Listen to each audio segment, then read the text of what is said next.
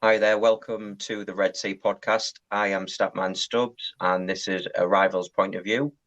We are going to be previewing the weekend's game, Liverpool versus Manchester City. We'll be talking about the recent head-to-head record, danger men for Manchester City, season so far, where you expect to end up. Also, thoughts on both managers and also predictions, and to finish it off, a little quiz as well. So before we get into all that and introduce everyone, let's roll with the intro. Tell the world we are Liverpool, champions of England. We've conquered all of Europe. We're never gonna stop. From Palestine to Turkey, we've won the fucking lot. But Paisley and the Shankly, the fields of Anfield gold. We are all supporters, and we come from Liverpool. Good evening, everyone. Hope we're all well. Thursday night, usually 8 o'clock we do this, but it's 9 p.m. this week. Rivals point of view. First of all, got SS. How are you doing, mate? I'm good, mate. I was enjoying Luke nodding his head to the intro. He was enjoying that. Yeah, exactly. Pleasure. How can you not enjoy that when it's so upbeat? It's unbelievable. But look, thanks for coming on, mate. First of all, how are you? Good. Really good. Thanks, man. Good. Sam, you okay as well? Yeah. Yeah, all good. Thank you. All good. Enjoying the intro as well. Yeah. Very jazzy. A bit of a rave on a Thursday night. So we're just going to talk, like I say, it's a preview show for Liverpool versus Man City this weekend. Massive game. So before we go into that, head-to-head records, there's been quite a few games in the Premier League. 162 Premier League meetings between the sides, 168 games in total. At Anfield, Liverpool have won 29, Manchester City have won 31, and there's been 23 draws. At the Etihad, as we like to call it, Liverpool have won 49, Manchester City 14, and there's been 21 draws. In total, there's been 515 goals. Liverpool have scored 286. Manchester City have scored 229. So, guys, you what? It's more even than I thought it would be. Yeah, exactly. So, guys, Sam, Luke, has that sort of surprised you anyway with regards to form at Anfield and at the Etihad as well? Is that sort of He's digging in, doesn't he? Keeps pushing the buttons. Keeps going for it. Yeah, I'm definitely going for it. In terms of Anfield, last year was the first time I could really barely remember a win at Anfield, to be honest. Obviously before that it was 2003, I think, under Kevin Keegan. So I was only 9 then, so I don't have the greatest memory of that. But last year's was definitely still fresh in the memory. But apart from that, we haven't had a lot of optimism at Anfield. So some of those numbers probably don't surprise me. We've had a few good games at the Etihad, actually, even before we got taken over and got a bit more competitive. I remember a couple of wins against Liverpool. Luke might remember Kiki Misampa back in the day. I think he got a nice winner once upon a time. So, yeah, it's always been an interesting fixture. Yeah, and same to you, Luke. Surprised at that head-to-head, or kind of expected it? I was closer than I thought. Probably a bit like Adam. Because even my dad, going back to like the 70s, just hated playing Liverpool because it was beat every single time. So we must have had some good periods, probably 60s, something like that sort of bumped those numbers up. But recently at Anfield, until last season, dreadful. Yeah, exactly. And good to see Chris in the chat as always there. Guys, Sam, Luke. We did find them. Just he's out. The only ones I know. He is the comedian on the channel, so he does like to put a few comments in there and winding up rival fans. So just to let you know, keep them coming. It's all a bit of banter. We like it, but just gonna before obviously get Adam's take as well. The last 5 fixtures, like you say, the most previous one and these are all at Anfield, by the way. Liverpool 1, Man City 4. Like you said, that won't be happening again this weekend. I can assure you of that. Then before that, it was 3-1 to Liverpool, then 0-0, then the 4-3 game, and then 1-0 on, I think that was New Year's Eve when Junior Wijnaldum scored the header. So, Adam, SS, I'll come to you.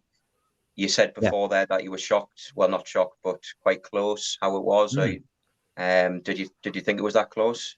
So was that since the Premier League era? Was it the stats? Just in Premier League. Okay. Yeah. Because when the Man City formed, guys, like 2006, something like that, wasn't it? 2008, everyone knows that. 2008.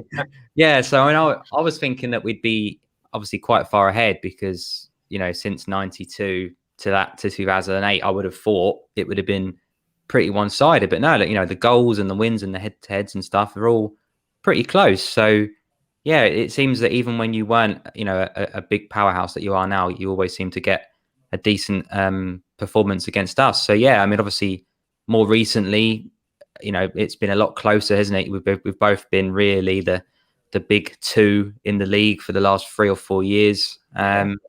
So you know, it's always that it's that new kind of big fixture for me. You know, when you used to see Arsenal v Man United in the 90s, you know, it was one or the other that would win the league, and for me, it's been either or of us lately. So yeah, quite surprised, but. You know, we've seen massive wins for you guys. I think the game after we won the title, you absolutely played us off the park, and you know, there's been Champions League ding dongs and Mane red cards and all sorts of things. So God knows what we're going to get this weekend. Yeah, exactly. No, you make some good points there, and I just want to touch upon the danger men, which is the next thing I want to discuss. Obviously, we've got Man City fans here, so I'll come to you first of all, Sam. Obviously, you watch them week in, week out. Who do you see your danger men being, not just in this game, but season going forward? There's quite a big list, actually, at City these days. I think me and Luke were just discussing it on the last podcast. A couple of players out of form, a couple of players banging form. But I think probably the ones at the moment, I think De Bruyne is the obvious one in terms of creating something from nothing. Grealish, quite similar as well, in terms of just being able to create and come up with things and draw defenders and create gaps.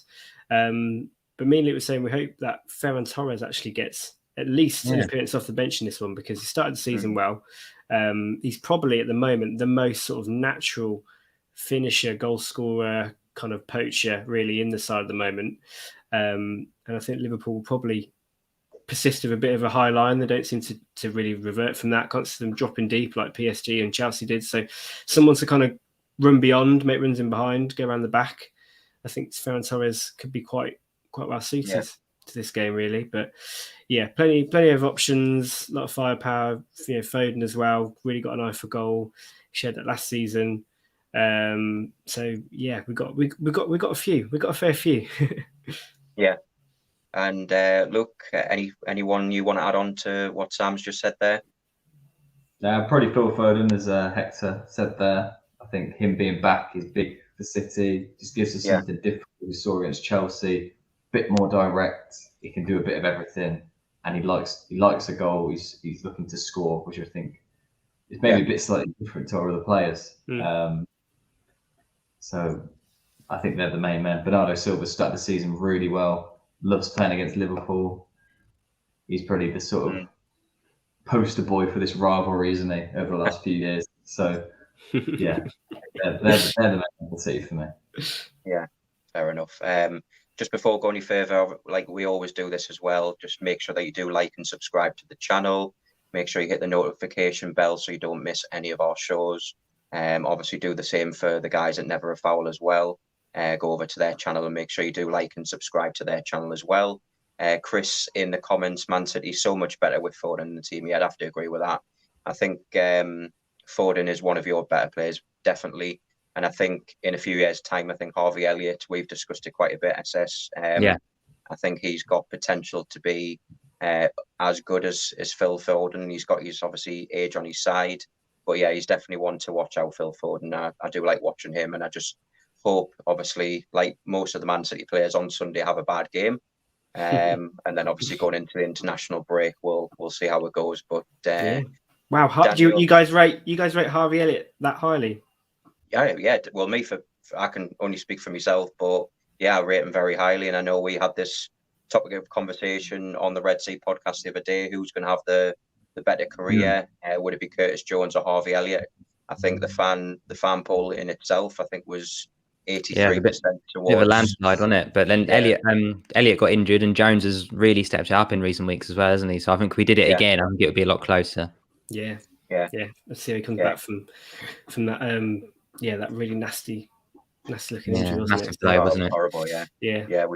We did discuss that. And Daniel, keep the comments coming as well as Chris. I always enjoy the Liverpool game the most. Chelsea are playing defensive dead football. Exactly. Only for 2 games. Yeah. They're all calling for him to go get sacked now, aren't they? Blimey. Yeah, exactly. Doug, nice to have you on. Doug comes on my channel on a Wednesday morning. Evening, Doug. Yeah, exactly. So evening, hope you're well. I just want to touch upon Manchester City's formation. Luke, what formation do generally Manchester City play? Generally a 4-3-3 with a less orthodox striker, I'd say. Yeah. I don't know what he's going to do for this game. He always throws in something strange. Interesting was that Ferran Torres didn't play. He's not playing either of the last 2 games. So whether he's saving him for this one, normally as a sort of game plan where he'll rest someone that would generally come back in for the next one. Yeah. But he didn't change too much for the PSG. He brought in Sterling and Mahrez, and everyone else was pretty much the same. So I imagine both of those will drop out. I imagine Foden will come in, and probably Gabriel Jesus. That's probably the team I'd want to go with. Yeah. No problem. But maybe it's 50-50 between Foden and Torres, just based on how fit Foden is, only just coming back from injury, really, for the Chelsea. So. No problem. And just before I come to USS, I'm just going to ask Sam, if you were Pep Guardiola, ready 3:30 to pick your team or given the team sheet in, and who the starting 11 would be, who would you have in your starting 11 come Sunday?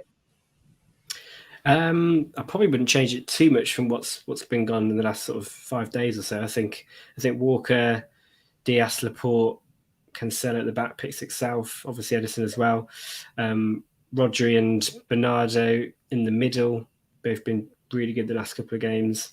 De Bruyne, Grealish, and then definitely Jesus on the right. He's played really well, and it probably just come down to that Torres and Foden.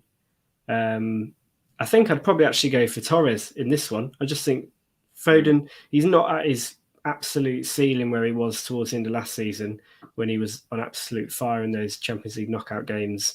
He still is looking a little bit rusty. I didn't think he was that great against Chelsea, actually, in all honesty, in that false nine role. Thought he got a little bit, couldn't find too much space, and he didn't have a big impact when he came off the bench on Tuesday. So I'd like to see Torres, I think, for those runs in behind, a bit more of a striker's instinct in the box. So yeah, that would be my team. No problem. And SS, I'll come to you. Obviously, if you were Jurgen Klopp picking a team, give you the platform now, what would your starting 11 be?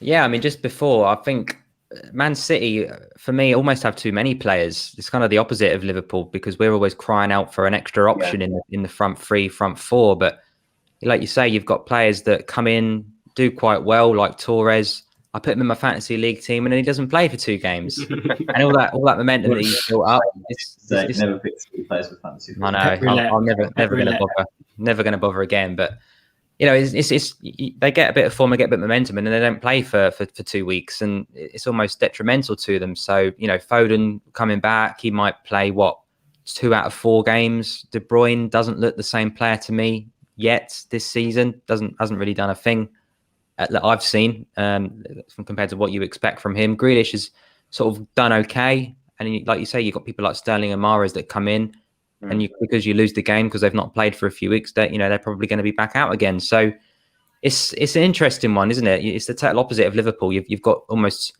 2 11s that you could probably field, and they could probably both come in the top 4. But Liverpool's backup brigade I think would be fighting a slightly different battle in the league table. But yeah, in terms of Liverpool, I think that's always been the thing that we've really had on you in the last few years. You know, when we have our fully fit 11 in form, in momentum, we tend to do quite well against you. You know, when we have the odd injury here or there, that's when we lose 4-1 at home. So I would expect to see a pretty standard 11 from us. I think, you know, Alisson, I think Van Dijk and Matip play again. They did play midweek, but it was Tuesday, and we're now playing Sunday. Trent's injured, so I think Milner's going to be over on the right-hand side, someone you know well from his time at City. And Robertson, I think, will keep his place over Tsimikas, even though he has done quite well. But again, we've had that sort of 6-day break, 5-day break, gap, isn't it? Yeah, it's worked out quite well for us. I think sometimes we've had a Wednesday, Saturday, you know, against Milan. I think we had to make 5 or 6 changes, but I think that'll be pretty standard. I think the midfield again probably picks itself purely because of injuries. Elliott, Thiago are out. Kate has not played since he's gone out injured again with his latest broken toenail. So I think Fabinho, Henderson, and Jones will be the midfield, and then up top, I think Bobby will probably start. He seems more of a top 4 fixture striker because he works that little bit more defensively, and then Mane and Salah obviously on the wings, and I would expect to see Jota probably introduced towards the end of the game, for whether that be on the left for Mane or up top for Bobby, depending on how the game's going, really. No problem. Can you just get that comment on from Chris there, just because I want to So Sam, first of all, just for Chris's question there, what would you say to that question first of all? Yeah, really positive. Sort of when he has played. I think last season he came in as a winger and his position got changed pretty quickly into a centre forward. I think Pep just felt he had a bit of an eye for goal, which was kind of out of nowhere because his goal scoring record at Valencia wasn't great. I think he maybe got like 6 goals in his entire time there. So he already got way more than that last season for City, and he's carried on a decent scoring rate when he has played this year. So, and he's still only 21. Pretty much starts every single game for Spain. So, yeah, I'm quite excited to see what he can become in terms of a striker, really, for City over the next few years. So, yeah, I'm definitely pleased with his potential. And for 20 million, it was a bit of a bargain, really. Yeah, compared to the people that you've bought, which we'll talk about that in a bit anyway. We'll talk about that. We'll leave that towards the end. But look, you're not gonna claim the poverty card, are you? You got 50 million Cater on the bench with his broken toenails. We just haven't got the oil money, but we'll talk about the oil money and everything else in a bit. So don't worry about that. But look, on the question that Chris posted there, would you say he's one of your better players now, or Ferran Torres? I'd say he's on the cusp. He's on the cusp. I don't know if he's going to be. He's had a really good start to the season. I really like him. I think he's great. Yeah. I like him down the middle as well. I think he's better there than he is out wide. I just want to see him down the middle now. Yeah. I think he needs a run of games to really see how good he is. He's sort of in and out last season. It's pretty quite a tough season for him. I think he had sort of injuries and then illnesses, and then sort of lost a bit of form, didn't he, Sam, after that? But yeah, he got COVID, didn't he? Yeah, and he started really well this season. I think that game at Newcastle at the end of last season got a lot of City fans excited of what this guy could be. He's just got that natural finishing ability, which is perhaps something the City team lacks, maybe apart from Foden at the moment, with Aguero leaving. So, I think pretty like Sam, I want to see him have a run of games and then see sort of what we've got with this guy, because I think he can be really good, can become one of our best players. No problem. I just want to pose a question to SS. Obviously, just a bit out of the blue. Obviously, I know we're playing Man City this Sunday, which is why we're doing this show. If you could choose one player from the Manchester City team to be in Liverpool's team, who would it be and why? Well, at the start of the season, I would have said Jack Grealish, purely because our midfield three has always been industrious, work hard, don't really carry the ball as much. They're high pressing, and they pass it on to someone that can do more with it, whether that be the fullback to create or, slide it into the front three. But obviously not quite the same level, but Curtis Jones has started to do that for us lately. I have likened him to Jack in the past, where he picks the ball up maybe on the edge of his own area and carries it to the edge of the opponents. We've not really got anybody like that. So I think Jones can become a decent player for us. But yeah, I think Jack Grealish would still be the guy that I'd be taking in that team at the moment. I think De Bruyne is more an obvious choice, but again, he's had a lot of injuries lately, and I don't feel he's been his best self now for a little while. But yeah, for me, Grealish, I would have loved to see in the red of Liverpool before this season. But yeah, we stuck to what we had. We've got Salah, Mane's started to score the goals again. Jota and Firmino are popping up as well, and Henderson and Fabinho stay fit. If we can get a Jones in there, we've still got Thiago, Elliott may be coming back before the end of the season. We've got good options. There's no one I desperately say we need from the City team. I think 11v11 it's very, very close when they're all fit and firing. I just think City have more strength in depth, really. So that's probably the better thing we could take. We could have a better bench like City do. But yeah, 11 for 11. There's not anyone I'd majorly want other than Grealish at the minute. Yeah, and just the same question, but just to flip it around for Sam and Luke, if you were to choose one Liverpool player to be in your Man City team at the minute, just quickly before we move on, who would it be and why? Mo Salah. Unquestionably, Mo Salah. We spoke about the goals. Yeah. The guy's lethal. I'm fully going into this game, thinking that we have to score 2 to win, because Salah will score with the form that is in at the moment. And I actually think he's gone up another level. Not necessarily his goal scoring, but he's always been a brilliant goal scorer. But I feel like his all-round game is kind of coming together a bit more this season, because I've always felt he's one of the best goal scorers in the league. But actually, I think he was one of the best players in the league. I've always thought that's De Bruyne and Kane as an all-round football player. But I feel like he's bringing it all together now. He's never injured, ever. Physically, he's an absolute specimen, even for his small stature. And he scores a lot of goals in your team. I think he'd possibly even get him even more in our team. He's just absolutely ridiculous. So yeah, special player. Yeah, no, fair enough. All good answers. Let's just go on to the next bit. What I want to discuss, and that's I know we're only 7 games in, or coming up to 7 games in. You guys, Luke, first of all, for yourself, what's your take on your season so far? Better than expected? Underperformed?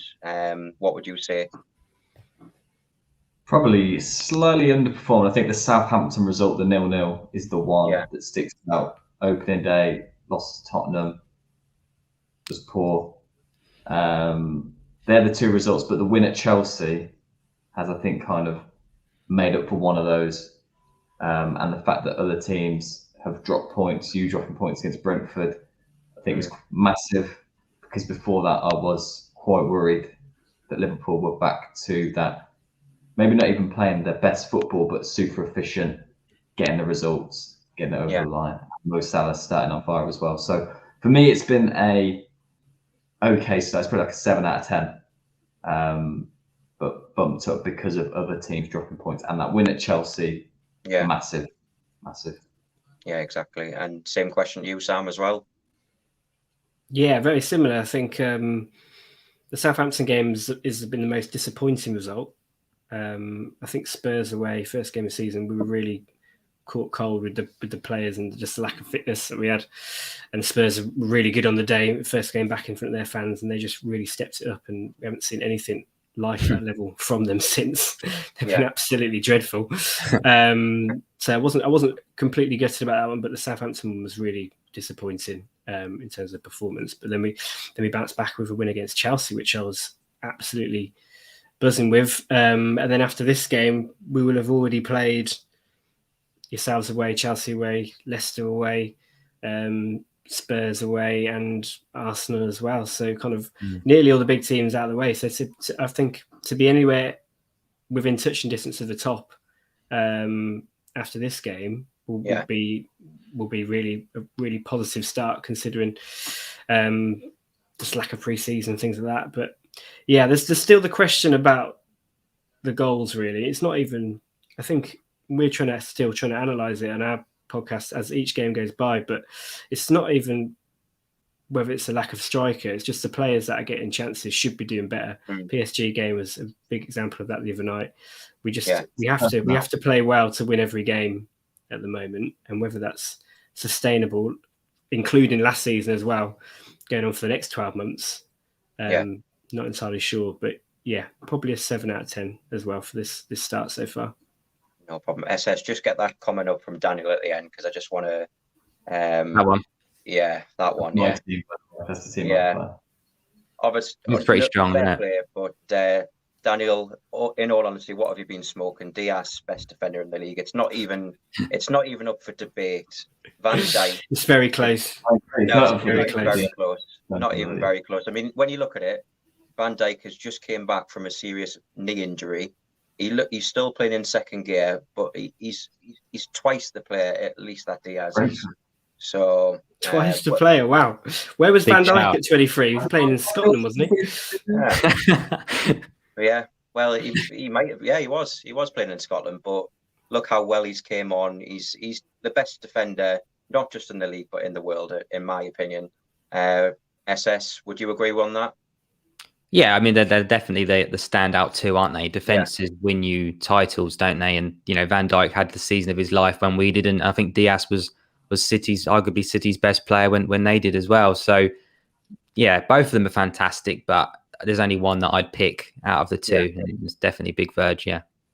Yeah, exactly. I'll take it. It's close, though. It's close. You guys, twice the player is a bit. Twice the player is strong, I would say. I mean, what are the FIFA ratings these days? 90 and 88, something like that, is it? Yeah.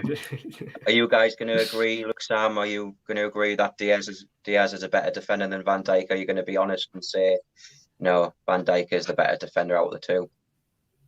Go on, Luke, let you go first. Well, Liverpool conceded more goals this season.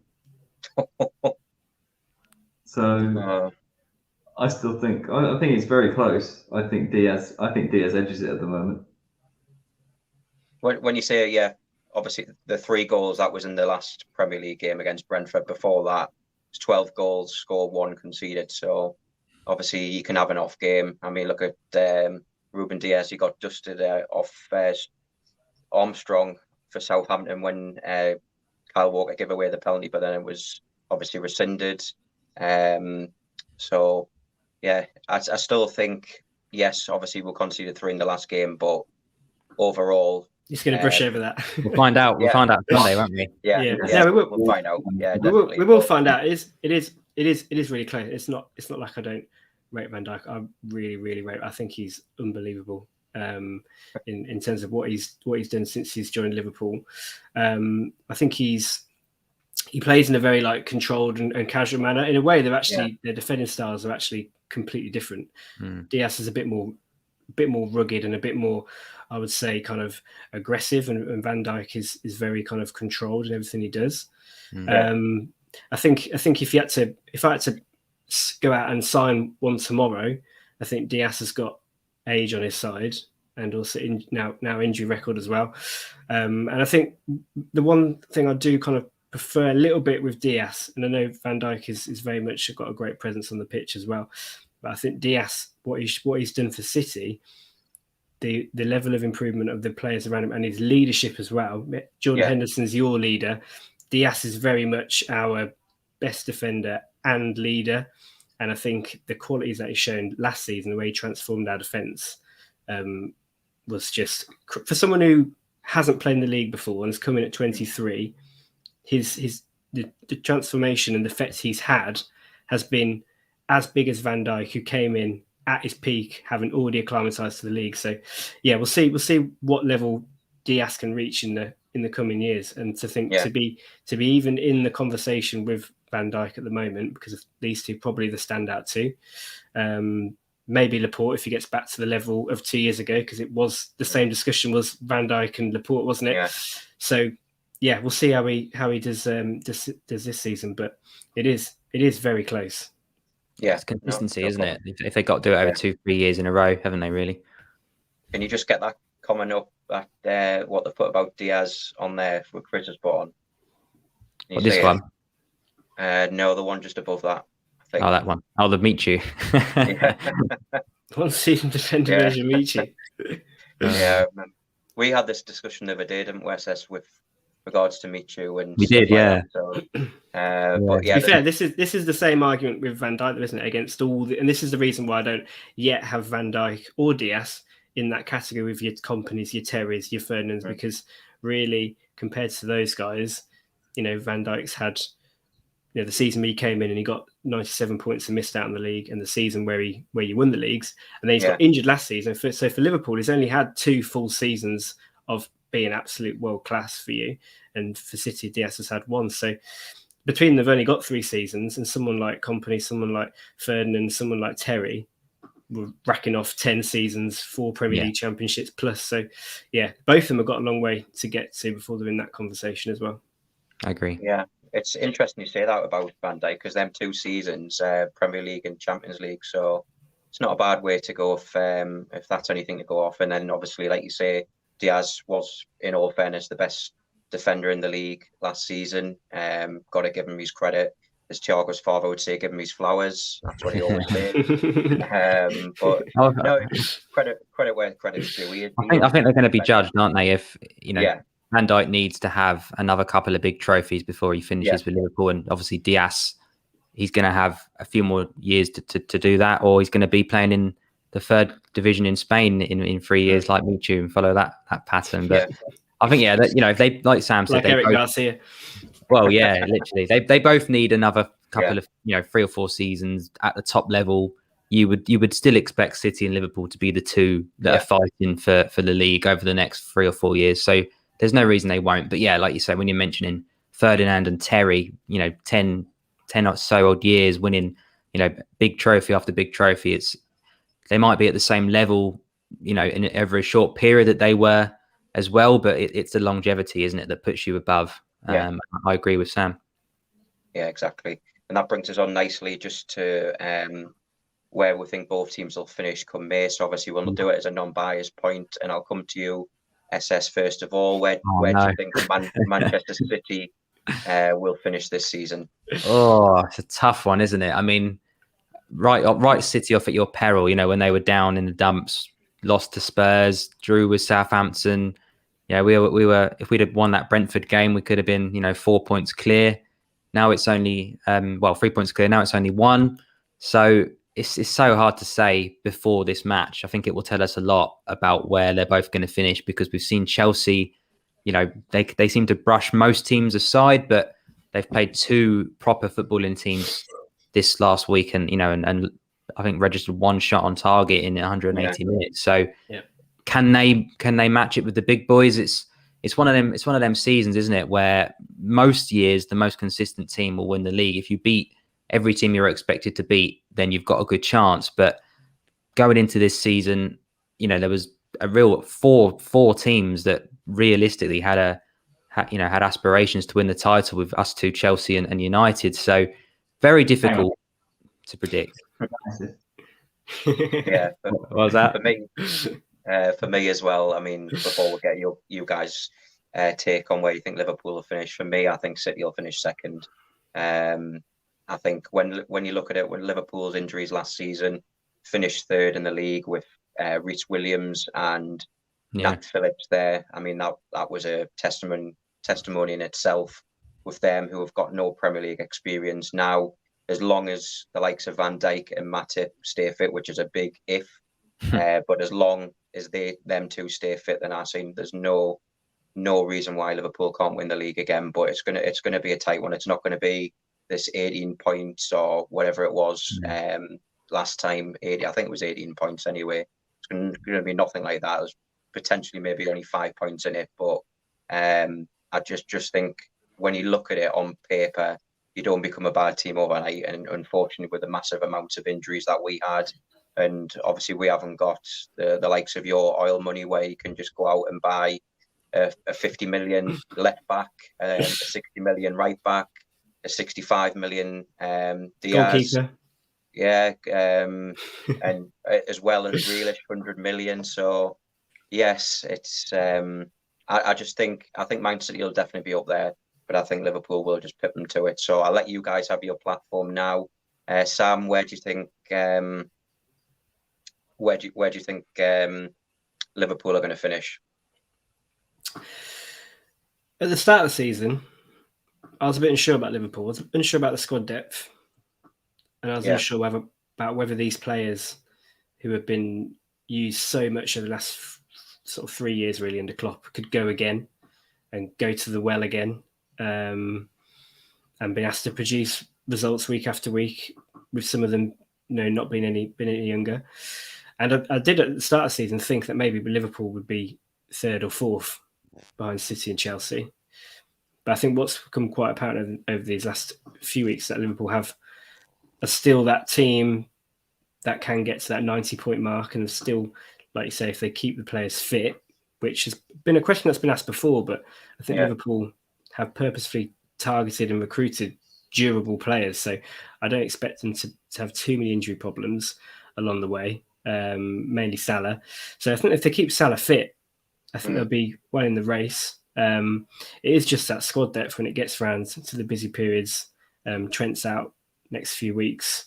It's obviously a big loss coming into this game and the games after. Yeah. So I just think over the course of a season, mentioned City's squad there, I think that probably will come into it as we go further along. And I think City, despite not having the recognised striker that we want to really put us ahead of the rest of the pack, I still think this team, as we showed last week against Chelsea, is still very, very good and capable of racking up wins. And the position we're at now, when we haven't really even got started, I'm anticipating that hopefully at some point to go on one of those runs and reclaim that Premier League title again. So yeah, I mean, if City fans can't be confident now, when we'll be able to be confident. So yeah, we're going for the top spot again, of course, and Liverpool just off the pace in second, but yeah, within 10 points definitely. Okay, and same question to you, Luke. I've seen you put number one up for Manchester City, so I'm saying possibly that Liverpool are going to be second or third in your prediction then. Yeah, second for me. I think you're better than Chelsea. I think there's a lot of hype about Chelsea. I didn't quite buy into it. I think they've still got a lot of young players that are a little bit overrated for where they're at in their careers. We spoke about the longevity of players. Not many of these Chelsea players have got that at the moment. And we've seen that the last two games they've come against better opposition. They've struggled. And we've not seen them have to sort of come back from having a defeat or a couple of bad results, how they respond. I think that's going to be the key. Whereas we know Liverpool City, they can respond to that. Liverpool have one of the worst seasons you've had for a long time with all the injuries and even like results and everything. Results at Anfield, still finished third. Yeah, it shows the quality you've got in that. Even if you've got 2 players out, 3 players out, the rest of the 8 is still best 8 in the league. So I think second. I think if whoever finishes above City will win the league. I think it's going to be close, as you guys have said, and it might just be the squad game. But I think everyone's going to be dropping a few more points than they have been recent season. It will probably be more around the 90-point mark than it will be the 97, 98, 100 that we were seeing before from these two. But yeah, for me, Liverpool and City are the two stand out. Yeah, no, fair enough. Any questions in the comments there? Can you see any SS? Because anything that you want I thought this was quite an interesting one. I mean, I think we're all kind of saying Chelsea and United to complete that top 4, but how close are these big 4 teams going to be? Is it going to be a 4-horse race? Because at the minute, I think there's 1 point separating the top 5. Is it going to remain like that through Christmas, or like Sam said, when the big fixtures start coming, every 3-4 days, will we start to see gaps opening between second and third and fourth? It's a difficult one to predict, isn't it? Yeah. Oh, definitely. Yeah, definitely. Any other comments there? Keep the comments coming, guys. We do appreciate them. Obviously, if you haven't already, make sure before you leave the show you do like and subscribe, and like I say, hit the notification bell. Chris has said it's a 3-team title race between Chelsea, Manchester City, and Liverpool. Always has been for me. Yeah, fair play. Yeah, I thought Ronaldo coming in might make United a title shout, and he has started fairly well, hasn't he? He's scored quite a few goals. Obviously, the one last night as well. But yeah, I think if you look, especially the Newcastle game, there's been a lot of goalkeeping errors, hasn't there, which have made him look maybe slightly better than he has. And I think Lukaku started on fire for Chelsea. He's gone a little bit quiet lately, isn't he? So interesting to see, because Man City don't have that recognised striker that Sam mentioned, but I think City always seem to have a lot of players contributing, maybe 5, 6, 7, 8 goals. Gundogan we saw last season. You've got about 6 wingers. If they all get 5 goals each, that adds up. Whereas Liverpool really have one goal scorer. So like Sam said, with the injuries, if we was to lose Salah, even for a month or two, I don't know if the African nations is still happening or not, but that could really be, that could be the difference between us winning the league and not. If we haven't got Salah for 4 weeks and Mane, that could be it, really. Yeah, no problem. Let's just go on to the next subject, which I wanted to touch upon. This one's going to be a tasty subject. I can see it coming already. Thoughts on your position manager, but just want to give my take before obviously we'll let the Man City guys have their say. But I mean, me personally, obviously you've got the 2 best managers in the league, if not maybe the world, in obviously Klopp and Pep Guardiola. You can't take that away from them.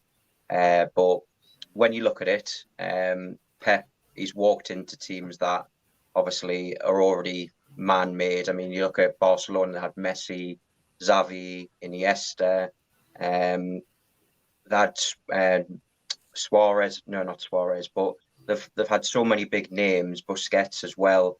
Bayern Munich, obviously, with the players that they had, and then Man City, open checkbook. In all honesty, whereas you look at Klopp, he's obviously started off at Mainz, then went to Dortmund, then went to obviously Liverpool. He got relegated at Mainz, didn't he? Nearly got Dortmund relegated. He got him back up again though. You can see obviously the difference when, if you look at the teams Klopp's managed, like I say, Mainz, Dortmund, then Liverpool. Pep has obviously already had a team which was world-class stars in Barcelona. Same with Bayern Munich, and then same with Manchester City. So, in fairness, for me anyway, as though yes, he's a fantastic manager, but he goes into teams where he knows he's going to have that open sort of checkbook, and they'll give him what he wants, and that's proven with the likes of what I said with Ruben Dias, Mendy, Cancelo, Kyle Walker, Laporte, Edison. The list could go on and on and on. He is a fantastic manager. Take that out. I'm not taking that away from at any point, but for me, I think Klopp is the better manager. He's worked wonders with the team. When you look at Liverpool, for example, Mane signed from Southampton, wasn't a world beater, now world class. Salah, obviously wasn't a world beater, obviously didn't have a great time at Chelsea, but came back when we bought him from Roma. 34 million, world class now. Van Dijk and Alisson, yes, obviously we wouldn't have signed them too if it wasn't for the Coutinho money.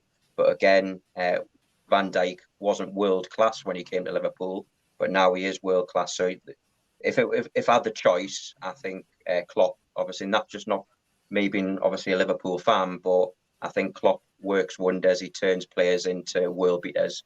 Would you agree with that, SS, before we let the Man City fans have their say? It's a really interesting thing. I was having a little chat at work with a couple of colleagues about it as well. And I think there's 2 different types of managers, and I don't think either of them are right or wrong. You've got managers like, I mean, Man City have had one, for example, Mark Hughes. He's the sort of manager that can take a Blackburn from relegation candidates to Europa League, because he's good on a budget. He's good at working and improving a small team to make them better, which I think Jurgen Klopp has proven he can do as well. And I think you've got these elite managers that can get the best out of already top squads, because not every manager can do that. It's an underrated trait. The likes of Ancelotti will dot about, Milan, Madrid, PSG, and win titles, and then move on to the next thing. Mourinho, before recently, did the same thing. Went to Inter, went to Madrid, went to Chelsea, and won things. So I think there's certain managers that are very good at improving a team to a certain level, and then probably tend to move on, because, like you say, Mark Hughes at City, it was never really going to work, was it? You're signing Roque Santa Cruz. It might have been good at Blackburn, but you're up another level. Or like I say, you've got managers that don't really drop down below those top 2 teams in a country, but get the best out of that team and those players. But I think Jurgen Klopp for me just edges it because he can, he's proven that he can do both. He's taken Dortmund from sleeping giants to a Champions League final and won 2 titles, and he's managed Liverpool from, we were in a pretty bad place. I think 7th, 8th when he came in. Yeah. He got to a Europa League final in his first season, and slowly, we got 4th place. We got Champions League final. We won the Champions League. We won the league, and he's maintained this group of world-class players. So, it's not really Pep's fault, but he's never been challenged in that way before. He's never taken over. If he went to Barcelona now and pulled them back to becoming the best team and win the Champions League again, then you could say, okay, he's got that. Or if he went into a country where he took over the team that wasn't the team that had won the league every single season or 9 out of the last 10 years and turned them into the best team in the country, I think he'd have an argument. But it's not his fault. So it's hard to compare the two. But as I say, because Klopp's done both, he edges it just for me. Okay. Right, guys, I'll let you have your say now. Sam, first of all, would you agree with what the long statement I just said there? As Chris said, get the popcorn out. Would you agree with that? No. I think the end. It's quite. I get why people throw it out there. It's a bit of a. It's not something that you would apply to any other walk of life, really. That somebody who's performing at the top of their game has to prove it at the complete rock bottom. We wouldn't expect Lewis Hamilton to have to drive a go-kart with the Formula One cars to be proven that he's a fantastic Formula One driver. You wouldn't expect Usain Bolt to have to run with slippers to show that he's a phenomenal 100-meter runner. So why should Pep Guardiola have to go to a lesser team? He's, we may never find out how good Guardiola would be for a lesser team because the best managers will get hired by the best teams.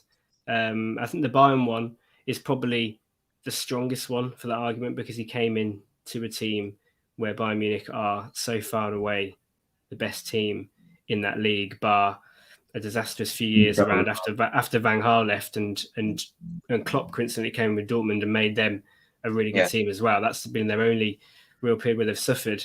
But at Barca, I think Pep came in. They actually finished 3rd, I think, that season, Barcelona, behind Villarreal, who finished 2nd. He came in and promoted some of the world-class players you mentioned there, like Busquets. He actually played Iniesta and Xavi together for the first time as well. And I mean, for me, it's a very obviously subjective opinion, but that Barca team that won 6 trophies in one season is the best club side I've ever seen. And even with the players that they had down the years and added to with the likes of Neymar and Suarez, who Pep didn't manage, they never quite recreated that sort of level, that dominance, winning 6 trophies. And I think people forget actually the level that City were at. That season under Pellegrini, although we've managed to scrape 4th on goal difference with 65 points. And I've actually quickly got up the team, which was the last 11 before City hired Pep Guardiola. So this was the 11 away at Swansea that day. So we had Joe Hart in goal, Gael Clichy, Mangala, Otamendi, Sanya as the back 4, Fernandinho, Fernando, Jesus Navas, and Iheanacho, and then De Bruyne and Aguero. So there was quite a lot of work to do when Pep came in. He's had a heck of a lot of money to do it as well. But a lot of money you just thrown out as well. Yeah, exactly. A lot of some of it wasted. But I think it's unfair to say a manager should be good because he's got a player of a particular value. Because at the end of the day, whatever value you put on a player, it's nothing to really. It's not really goes the full picture without doesn't necessarily suggest what level of player at. Ben Mendy cost 50 million.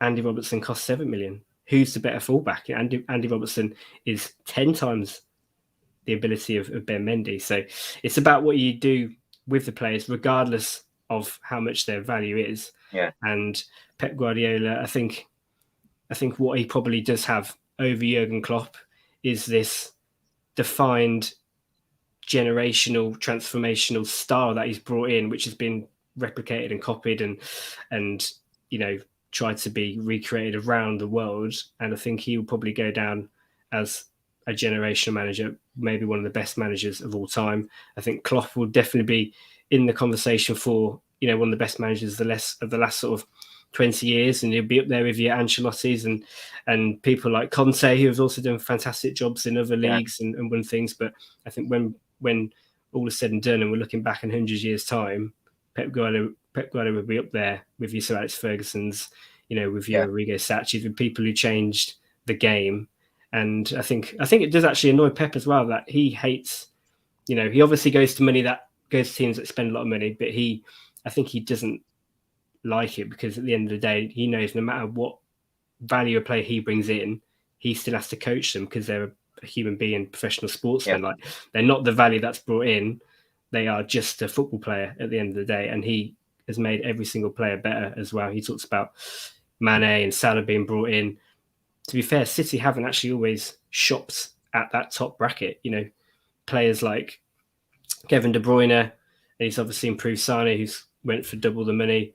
Players like that have come in, and pretty much every single player that's been brought in at City is now worth more than they were brought for originally. So, his ability to just transform every single player is next level. And do you know what? One day we might actually see him go to a lower level team for a laugh. Maybe like how he started, and because he started in the Spanish third division with Barcelona B and got them promoted with an academy team.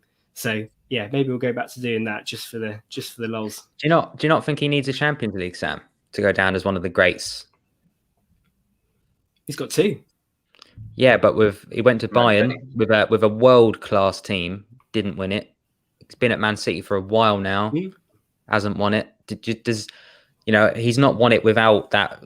I agree that probably the best club side we've ever seen, but a lot of that was already there when he took the reins. So, he's left Barca by choice. He's decided to try his luck in other countries. So when you're putting him on the top pedestal, does he need one more, maybe at City, or maybe the job after that? It's something that will be thrown at him at City, and rightly so, because he has made his biggest errors at City in the Champions League. But at the same time, it's at the end of the day, the Champions League is a cup competition, and anything can happen, really. I mean, Sir Alex Ferguson will go down as one of the greatest British managers ever, maybe the greatest, and he got 2 Champions Leagues in 27 years. So agreed. At the end of the day, that just shows it's a cup competition. Yeah, anything can happen. There's so many variables, so much going on. And although Pep probably should get a Champions League under his belt to really, be able to put all those critics aside, I think it's the league titles and the league performances which show that consistency over decades, years, week in, week out. But he will want that Champions League, and it's something that City fans as well have been critical of him and his errors, because a lot of it, although we've been involved in some crazy ties in the Champions League, some of it has been self-inflicted by him. Yeah, and like Thiago Stobbs just said there as well, it's a club thing, nothing to do with the manager. Yeah, I would agree on that. I just obviously, if Klopp could obviously walk into like the likes of Manchester City, the way that the teams run at the moment, he would win stuff regardless. So yeah, I think we'll let Luke talk. Walks into that, because Jurgen Klopp's never proven that he can do that. Jurgen Klopp's never walked into a top team that's already right at the top and won stuff. Same as Guardiola hasn't done it, bringing a team up. So I think the style of football is the thing that sets Pep apart. It's the best football that certainly I've seen at City. I don't think that Centurion season will be beaten for the level of football. I think that's where Pep has it consistently over the last 15 years. I don't know how many league titles he's won, but it's phenomenal. And I think, like Sam said, City hadn't won the league for 2 years when he came in. It was 3 years after his first season. 1 in 5 years. He definitely turned us then into the Centurions, which was the best City team I've seen. I think he is right up there. But I think Jurgen Klopp's up there as well. I think the one thing with these two is they both suit the team they're at. Jurgen Klopp is absolutely perfect for Liverpool, and the first manager probably since maybe even Kenny Dalglish that was. You just felt like it was a big moment when Liverpool appointed Jurgen Klopp. I remember when you beat us 4-1 at the Etihad. Yeah. And Klopp going over to the Liverpool fans at the end of the game and just looking at Manuel Pellegrini and thinking he will never have the connection that Jurgen Klopp had with Liverpool fans already. I think he'd only been there. I don't know how long he'd been there at that point, not very long. And I think that's the difference. Jurgen Klopp is just great at being that face of the club, really invested in it, and just with Liverpool and the fans, they match perfectly, don't they? Mesh really well. I think it's the same with Guardiola at City. Definitely. No, you make some good points. Let's move on to the predictions. Thiago's father said their Klopp appointment was a watershed moment. Exactly, I agree with that. So I'll come to you, Luke, first of all. Prediction for Sunday's game. Very tough. I'm going to go with 2-1 City. Okay. Sam? This is really tough. I don't think I've ever been. I'm confident in City's ability as a team, but because I feel like our ceiling is higher than anybody else in the league in terms of when we play at our best. Like that's it. We will win. But going to Anfield is always just so different for us. Just Thiago's father James mentioned it in there about not winning the Champions League as a club thing. Not winning at Anfield has also been a club thing for City. It's just been going on so long, really. I mean, last season we did it, but I do reluctantly think it was different with fans. I think in those big games, that's where the fans at Anfield, have that impact. Not so much when you're losing, 1-0 to Brighton or Burnley or Fulham, but when you're losing the big games, that is when the fans do come into it. And I think it would have been closer last season, definitely. Yeah. But at the same time, I don't think City are good enough to go there like they should against Chelsea and get a result. So I think normally I would go 1-1, but I actually think we're going to edge it, and I'm going to go with 2-1 like Luke. And prove that it's not just the fans. To go for a City win in a big game, jeez. At Anfield as well. What's going on? Yeah. So obviously you guys won't know, but on our channel, especially when we do the Fab Four previews and stuff like that, me and SS have quite a healthy competition when it comes to predictions. We've massively beaten Thiago's father in the predictions. I think he might have got one correct so far, but me and SS have got at least 3 right, if not 4. Yeah, I think we've got 4. I've got 3. I'm sure you're just nipped ahead. Yeah. So I'll come to you first because I've got my prediction. I know what I'm going for, but SS, what are you going for? I normally have an extra day to think about this, don't I, for Fab 4 Fridays. I am doing the reverse of Luke. I think both teams are going to score, but I think we're going to nick it 2-1. I really do. So, I mean, that would be a 4-point lead at the top of the table. Chelsea most likely will win this weekend, as will United. So could City find, they could find themselves first. They could find themselves fourth. That's how close it is at the moment. But, like Sam said, Salah is more than likely to score. Man City, I know they drew 0-0 at home to Southampton, but it's very rare that they don't score a goal, especially in the Premier League. So I think both teams will score, but I really hope we can nick it. Maybe a Curtis Jones screamer, 90th minute, something like that would be very nice. Be very nice, but I'm going to have to agree with you because I've done my predictions the other day, and that's exactly what I said: 2-1 to Liverpool as well. Okay. So I don't see it's going to be the odd goal, definitely. Hopefully in Liverpool's favour, but it's not going to be a Yusuf's gone 4-3 to Liverpool. Gone big. I don't know what a game that would be. Yeah, it would be a good game. It would be similar to obviously the Brentford game a few weeks ago. But hopefully a nice easy win for Liverpool. But I just can't see. What's that comment all about? Yeah, maybe it's more pressure on you than us. Maybe I don't know. I don't think so.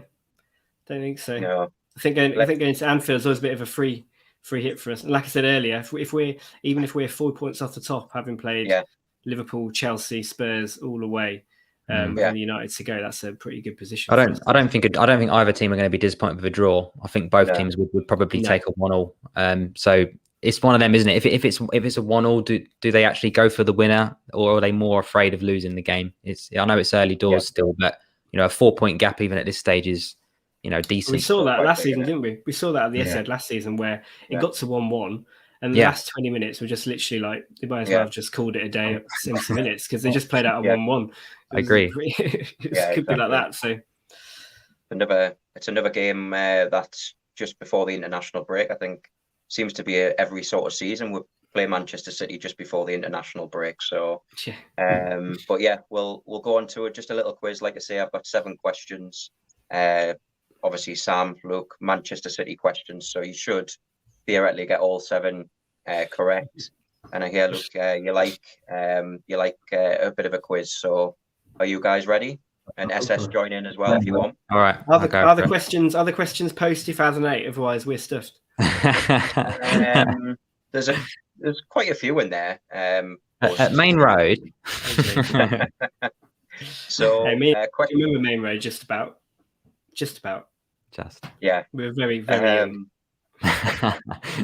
So, question number 1: who was named Manchester City Player of the Season 2018-2019? PFA Player of the Season, or just Player of the Season? Just Player of the Season. It's got to be Bernardo Silva, right? Yeah, we have a little confer, but I agree. I think it was Bernardo Silva. Yeah. Would you have said that, SS? No, I would have gone De Bruyne, so I would have got that wrong. Fair enough. Okay, so which team is not part of the City football group? Is it A, Celta Vigo, B, New York City, C, Melbourne, or D, Mumbai? Celta Vigo. First one, Celta Vigo. Me too. Yeah. Okay. How many titles have Manchester City won in the First Division and Premier League? So obviously old First Division and Premier League. So how many have they won in total? Combined. Not as many as that. 5 leagues, and I think. What do you reckon, Luke? 1968. Yeah, that was the last one, wasn't it? Before. Do you think how many think we won in the old First Division? 2 or 3? We've won 5 and. I think we're on 9 or 8 or 9. I'm going to go with 8. I think. I think it's 9. Something like that. Yeah, 7. I'll go with. I'm not really sure. Well, when I done this quiz and when I obviously writing it out, the answer was 6. So bearing in mind, I don't know when this. Only one before the money, then. Yeah, before the money. Yeah. It's like Thiago's father said. Was it millennials? He said or something like that. Millennials. What is Manchester City's club motto? Pride in battle. Pride in battle, isn't it? Yeah. Superb. If it doesn't work, spend again.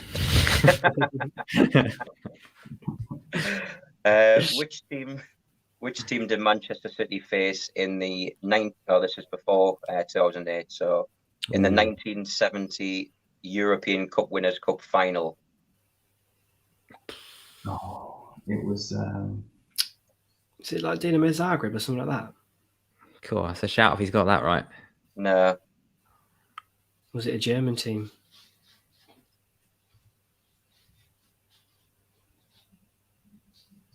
Should know this, but I can't remember this one. It might be something like.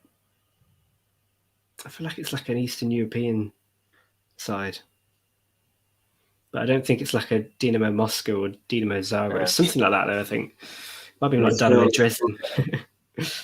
Does it begin with a Z? The second part of it does, yeah. Yeah. No, I can't remember. I don't know. Go on. I don't know how you pronounce it, but Gornik Zabrze. Okay. Polish team, I think. Did they win? Yeah, I believe so. Yeah. That's how I think they're only European. Yeah, people think we don't have a European trophy. God. Tragic, isn't it? Yeah. It's the sixth Champions Leagues for us. Yeah, Few six, UEFA Cups as well. Like I said, cup competitions, isn't it? It's all just Yeah, it seems to be a team thing, though, doesn't it? Like you say, City have become this, phenomenon, winning league title after league title over a consistent 38-game period. But when push comes to shove in the big night, they've come up short more than once, haven't they?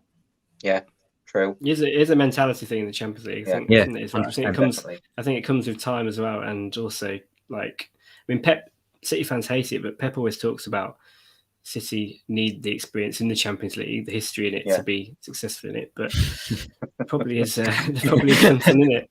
We have been in the Champions League. We have. It's absolutely. Who loses to Spurs in the Champions League, guys? Exactly. Come on. Who loses to Spurs? We out Spurs. Spurs. Actually out Spurs. Yeah. Spurs. Question 6. Manchester City's record European victory came against which team in the 2018-2019 Champions League? I'm going to say Schalke. Schalke? Oh, no. Yeah. I think it was like 7-0 or something. It's 7-0. I think so. It's 7. I think so. Yeah, we'll go with that. Getting pelters in the comments. Who loses to Monaco, Lyon, and Spurs? Spot on. Yeah, it was Schalke. It was 7-0. So you got it spot on. Well done, and just lastly, what are Manchester City's mascots called? Oh, there's alien things, aren't there? Moonbeam. Moonchester. Good lord. So that wraps up the quiz. Did you enjoy that, guys? That's good. Yeah, all right. That was good. There's some couple of tough ones in there, but I think we did all right, actually. I think we did all right. Respectable. Didn't disgrace ourselves. Like Tiago's father said there, like and subscribe. Help us reach up to 400 subs if you can, please. SS, I'll come to you first of all because we normally do this at the end, but what's come up on the Red Sea pod this week and next week? Yeah, so it's a bit of hot off the press. We've got lots coming up. So we've got Fab 4 tomorrow night. Obviously, again, talking about the Man City game a little bit. Me and James will be on LFC Day Trippers straight after the match to give our raw reaction. And with the international break next week, we've got quite a lot coming up. We've got a Red Men triple bill. So we've got Chris Pajak, Ross and Paul Machin, all from Red Men. One Tuesday, one Wednesday, one Thursday. We're going to do a debate where is Salah the Liverpool's greatest ever goal scorer. So that's going to be very tasty. And we've got a couple of striker tier lists as well. So it's all things goals next week. So we're going to be doing part 1 and part 2 of the striker tier list. You've got, Dalglish and Rush and all the rest of them. And you've also got El Hadji Diouf, and the rest. Milan Barros. Cinema Pongo. Yeah, Milan Barros. They're all in there. So that's going to be good. So yeah, massive week coming up on the Red Sea podcast for sure. No problem. And Sam, look, what have you got coming up on your channel this week and next? Have you got much planned in? So we're going to be doing the review of the Liverpool game. And then we'll kind of be over the international period. I think we're going to be looking at probably trying to get a tier list fitted in. I think we've done a goalkeeper one. I saw that one a couple of months ago. So there's a few funny goalkeepers in there. A nice reflection of our time supporting City when you've got Henderson all the way back to Nicky Weaver and Carlo Nash. So we'll try to do something similar for defenders, I reckon. And then further down the line, like Tiago's father said in there, we'll have to get you guys back. For the home leg on Food to Go when you come to the Etihad. So I'm trying to even think when that is. I think it's like January time. Off the top of my head, but definitely do that for sure. Definitely. And guys, obviously, as much as we want you to like and subscribe to our channel, obviously, please make sure you subscribe to Sam and Luke's channel as well. Get the support that they need as well. But anything else you want to add on, SS, before we go? No, that was really good. That's the first one I've been on from one of your shows, mate. I really enjoyed it. So thanks for having me. And thanks to Sam and Luke for joining us. It was a great show. That flew by. Can't believe it's over an hour. No, that went really quick. Thanks for having us on, guys. That was really good. Not a problem. Awesome. Appreciate it. Well, like SS has just said, Sam, look, thanks for coming on. SS, as always, it's your first one. Hopefully get you on again. Definitely, mate. But we'll close up on that. I hope everyone has enjoyed the show. Please, before you leave, just make sure you like and subscribe, and also just hit the notification bell so you don't miss any further channels or content that we do there. But until next time, I hope you stay safe, and thanks very much for tuning in tonight. Do appreciate it.